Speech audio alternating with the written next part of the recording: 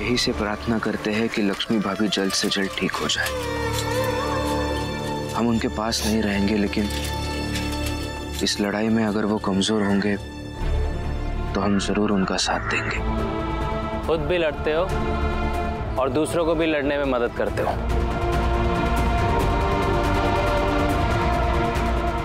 लड़ाई से डर नहीं लगता है? नहीं लगता है, क्योंकि बचपन से लेके आज तक लड़ाई साथ में रही। इसलिए एक बात समझ आ गई है कि मैं जीवन में तभी आगे बढ़ सकता हूं जब मैं लड़ता रहूं। सिर्फ लड़ता रहूं या जीतता भी रहूं? हर बार थोड़ी जीत पाता।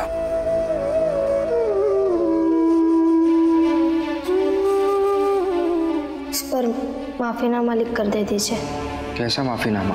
आपने दरोगा साहब से कहा था ना कि ऐसे 20 बच्चों को ढूंढ कर लाऊंगा जो पढ़ना चाहते हैं, और वो आप नहीं कर पाए, इसलिए। रमा, ये माफीनामा ले लो और दरोगा साहब को दे के आओ। कई बार तो माफीनामा भी लिख कर देना पड़ता है, इसलिए एक बात समझ आ गई है कि हार जीत से ज्यादा लड़ना जरूरी है, क्योंकि हार जीत दोनों से मुझे फायदा होता है।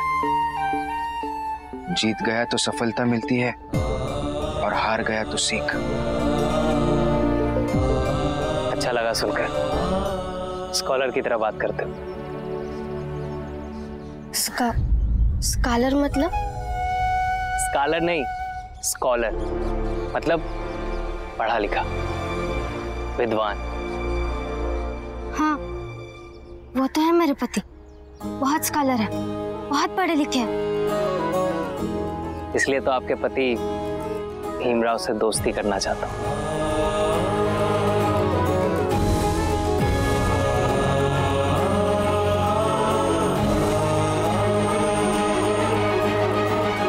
लंदन में एक अंग्रेजी शिक्षक कहा करते थे, A wise friend is as good as 10 books। मतलब एक अच्छा दोस्त 10 किताबों के बराबर होता है। इसलिए मैं भी अपने 10 किताबों के साथ रहना चाहता हूँ। बताओ भीमराव, करोगे मुझसे दोस्ती?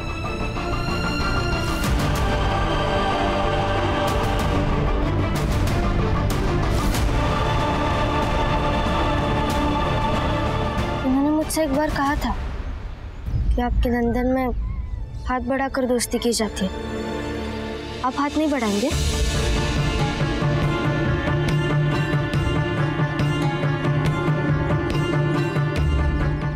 नहीं, मैं झूठ नहीं बोलूंगा। भीमराव छोटी जात का है और मुझे इसे छूने में संकोच हो रहा है।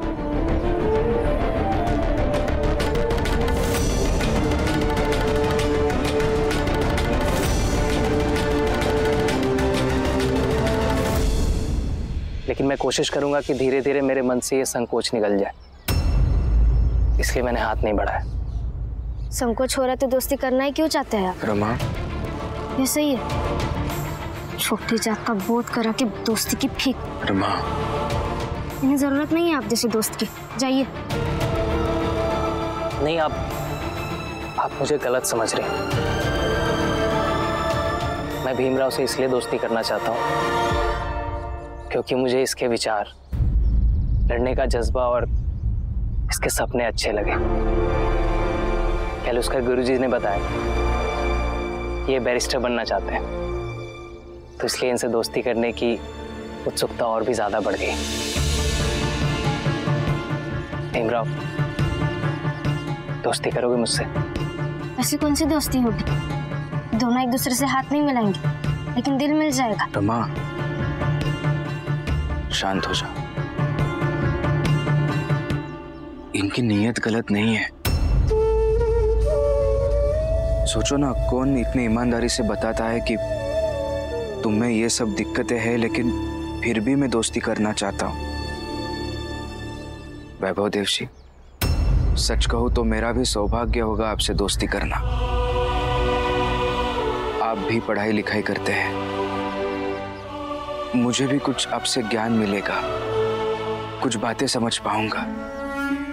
थैंक यू भीमराव, मुझे समझने के लिए। मुझे खुशी हुई। लेकिन एक बात है,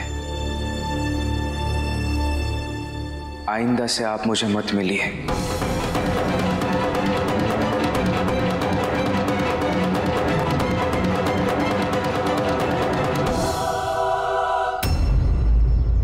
लेकिन तुम ऐसा क्यों कह क्योंकि रहे हो? आपके बड़े भाई प्रचंड देव जी जब ये सब सुनेंगे तो तुरंत आपको लंदन वापस भेज देंगे। उनको ये सब बिल्कुल भी पसंद नहीं आएगा और आपके यहाँ से जाने के बाद इस सब का गुस्सा मुझ पर, मेरे परिवार पर और मेरे चाल वालों पर निकालेंगे। हम सबके लिए बहुत नुकसानदायक रहेगा। इसलिए आपसे हाथ जोड़ के विनती करता हूं, ये सब यही खत्म कर दीजिए। ये दोस्ती नहीं हो पाएगी और हो सके तो मुझे माफ कर दीजिए।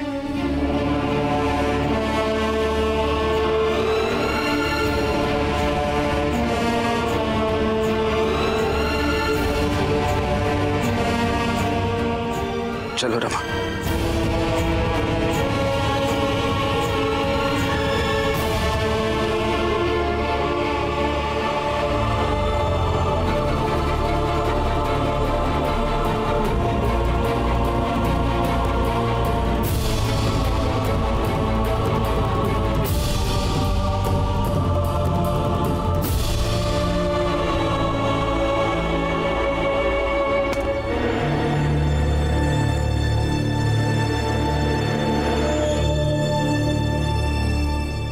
वैभव आए तो उसे कहना कि अपना सामान उठाए और लंदन चला जाए। बहुत बड़ी गलती हो गई उसे यहाँ बुलाकर। नहीं जी, इसमें आपकी कोई गलती नहीं है और आपको थोड़ी पता था कि वो लंदन से आकर छोटी जाति और अपनी जाति के बीच अंतर भूल जाएगा। एक बार वो लंदन चला जाए और जब तक उसके मन में ये जाति का अंतर नहीं बैठ जाता तब तक वैभव वापस नहीं आएगा।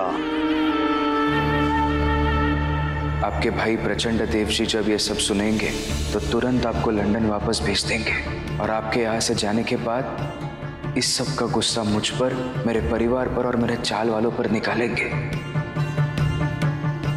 भाऊ साहब, भाभी,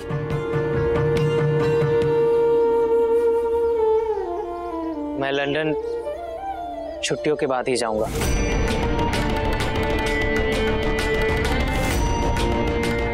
उससे पहले मैं लंदन नहीं जाऊंगा।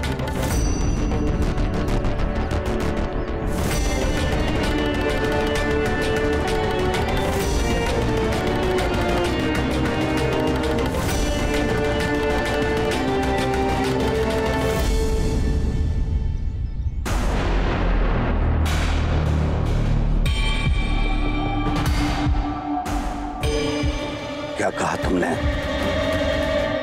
फिर से कहो। भाऊ साहब, मैं लंदन छुट्टियों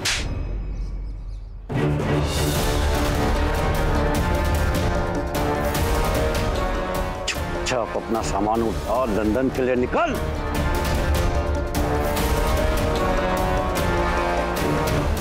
भाऊ साहब,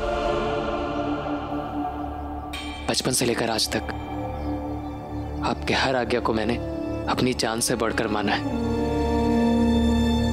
ये मत कहिए, मुझे छुट्टियों तक यहीं रहने दीजिए प्लीज।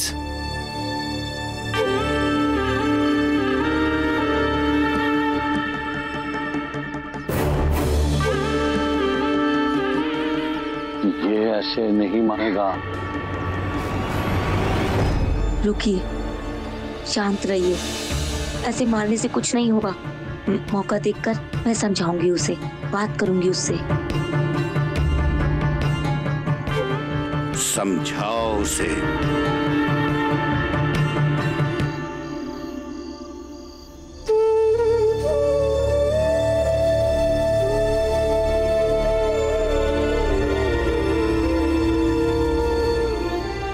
सुनिए ना, मैं कुछ सोच रही थी। क्या सोच रही थी? वैभव जी से बात करके अगर आनंद भैया को नौकरी मिल जाएगी तो सब कुछ ठीक हो जाएगा। लक्ष्मी दीदी इसीलिए आनंद भैया से लड़ती है कि आनंद भैया काम नहीं करते। एक बार उनको काम मिल जाएगा तो ये लड़ाई खत्म हो जाएगी। लक्ष्मी दीदी चिढ़ा चिढ़ा कर ही सही, लेकिन खुश तो रहेगी। वैभव जी इतने बड़े आदमी हैं, उनकी कहीं ना कहीं तो जान पहचान होगी। वो आनंद भैया को नौकरी दिलवा देंगे। अब एक बार उनसे बात कीजिए ना। मैं कैसे बात कर सकता हूँ उनसे? क्यों नहीं कर सकते? नहीं रमा, ये गलत होगा। वैसे तो मैं उनसे दूरी बनाकर रहता हूँ, और वो क्या सोचेंगे, अभी काम है तो बात करने चला है। मेरा बात करना सही नहीं रहेगा। ये भी सही कह रहे हैं आप। तो आनंद भैया से कहे क्या कि वो खुद जाकर बात करे? ये सही रहेगा। आनंद भैया खुद जाके मदद मांगेंगे तो कुछ हो सकता है। पता नहीं वो मदद कर भी देंगे, क्योंकि वैभव देव जी इंसान तो अच्छे हैं। सही है, मैं आनंद भैया से जाके सुबह बात करती हूँ। अब पढ़ाई कीजिए।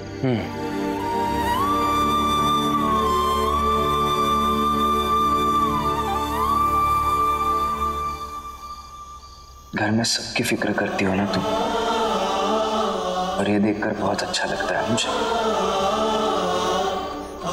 पता नहीं घर के बाकी लोग तुम्हें कब समझ पाएंगे।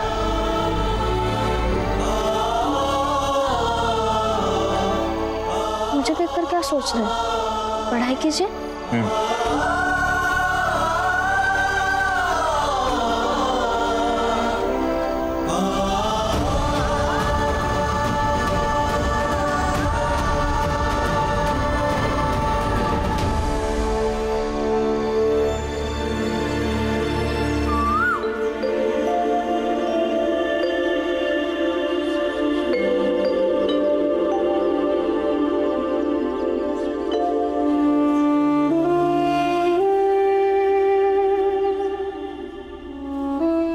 क्या सोच रहे हो? सोच रहा हूँ कि इतने साल सातारा में बिताए और अब बंबई में रह रहा हूँ। एक दिन ऐसे ही मर जाऊंगा, और एक दिन सबको ऐसे ही मरना है। फिर एक बात समझ में नहीं आती कि लोग खुद को प्रचंड देव क्यों समझ लेते हैं। उन्हें लगता है कि वो हमेशा के लिए इस दुनिया में आए। यही तो दुनिया का सबसे बड़ा भ्रम है। उन्हें ऐसा लगता है कि वो लोग कभी मरेंगे नहीं, अमर है। खैर, जल्दी चलो, भीम के जाने से पहले हम झाड़ू लगा के आते हैं। बाबा,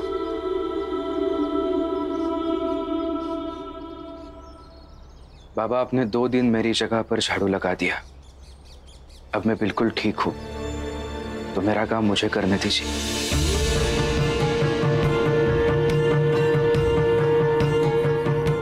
देखो बेटा, तुम अपनी पढ़ाई पर ध्यान दो बाबा।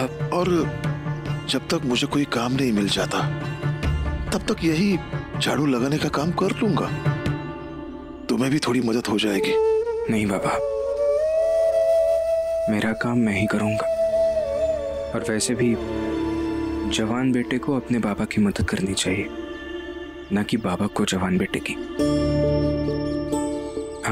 अब आराम कीजिए काका।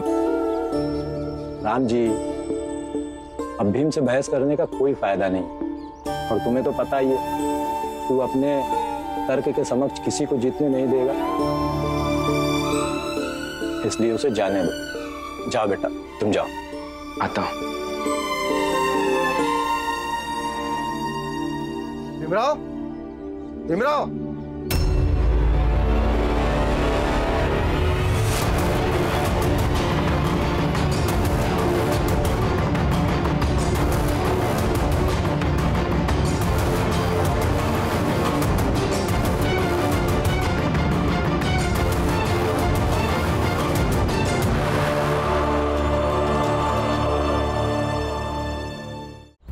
मान गया। तुम कोई मामूली आदमी नहीं हो, तुम कुछ भी कर सकते हो। ऐसे क्यों बोल रहे हैं आप? क्यों बोल रहे हैं?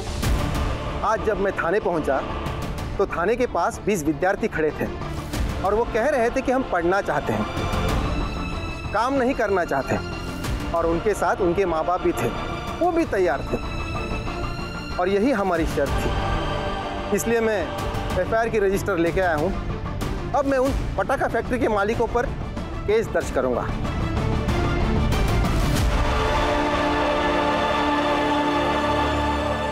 नहीं, हमें कोई केस नहीं लिखवानी है, अब जाइए। नहीं दरोगा साहब,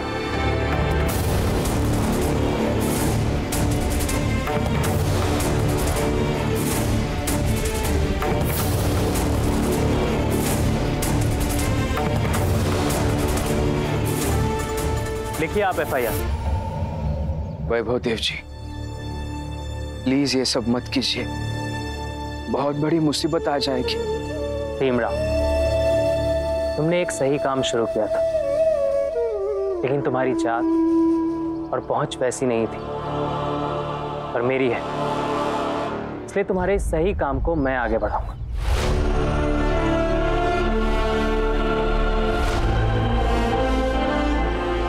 आप एफआईआर लिखिए। नहीं दरोगा साहब, देखिए मैं आपको सच बता रहा हूं, मैंने किसी बच्चे से जाकर ये नहीं कहा कि वो पुलिस थाने में आकर आपसे कुछ कहे। देखिए दरोगा साहब, मेरा बेटा इस मामले से अलग हो गया है। हाँ, इस सब से मेरा कुछ भी संबंध नहीं है, और ये काम मेरा नहीं है दरोगा साहब। अगर ये काम तुम्हारा नहीं है तो और किसका है? वो सब तो यही कह रहे थे कि भीमराव ने ही समझाया है। अरे दरोगा साहब, आप एफआईआर लिखिए ना। इस भीमराव ने ही समझाया होगा उन बच्चों को। लिखिए। हम जानते हैं ये सब इन्होंने ही किया है, लेकिन हमें कोई केस नहीं लिखवानी है, अब जाइए ना।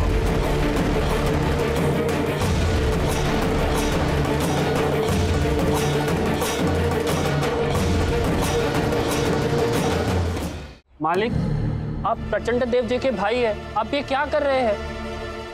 हाँ, अब बड़ी जात के हुई कि छोटी जात वाले की काहे मदद कर रहे हैं? मुझको लगता है कि छोटी जात वाले भीम का उद्धार करने का नशा चढ़ गया है आपको। वैभव देव जी, आप ऐसा क्यों कर रहे हैं? दरोगा साहब, आपकी जुबान का कोई महत्व है भी या नहीं? जो शर्त थी उस पर कायम रही। आप एफआईआर लिखिए। वैभव देव जी, ये आप जाने, ये भीमराव जाने, और इस केस से संबंधित लोग जाने, मैं अब एफआईआर लिखता हूं और शिकायत दर्ज करता हूं।